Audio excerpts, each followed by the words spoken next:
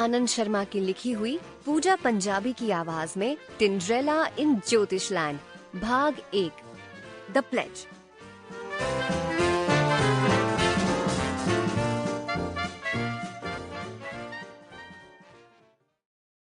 16/8 B block Greenwoods park के इस विशाल से घर में जहां एक तरफ बाबा आदम जमाने का रविंद्र संगीत चल रहा था, वहीं दूसरी ओर उस संगीत का प्रेमी 32 साल का सुदीप्तो बैनर्जी अपनी सुबह की शुरुआत रसगुल्ले के साथ कर रहा था। सुदीप्तो का रंग गोरा था और सेहत किसी साउथ इंडियन फिल्म स्टार जैसी थी। पोलाइट शब्दों में कहें तो आर्मी फिजिक था। Some part of it was going to the front. Sudipto की जिंदगी में अभी तक लव का कोई पता नहीं था, लेकिन लव हैंडल्स यानी टायर्स बनने लगे थे। कमर कमरा हो गया था।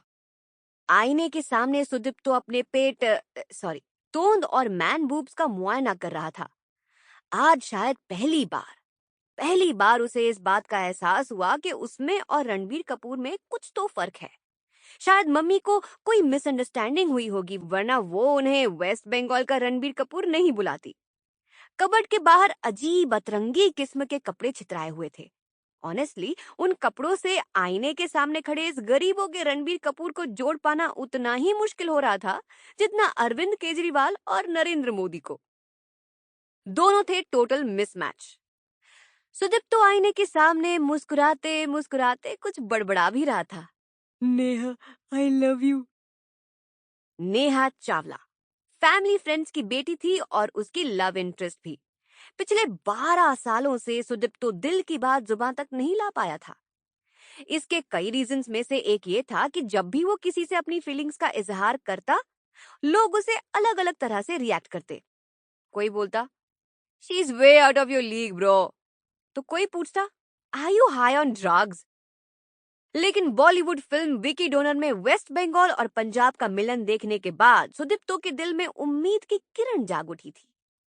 उसके सब्र का बांध टूट चुका था। इधर करियर सेट था और उधर माँ बूढ़ी हो रही थी।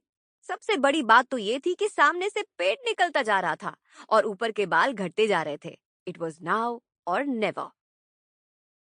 सुदीप्तो आईने में देखकर बोला, नेहा, तुम रविंद्र संगीत से ज्यादा मधुर, रसगुल्ले से ज्यादा मिष्टी और ममता दीदी से ज्यादा पॉपुलर हो।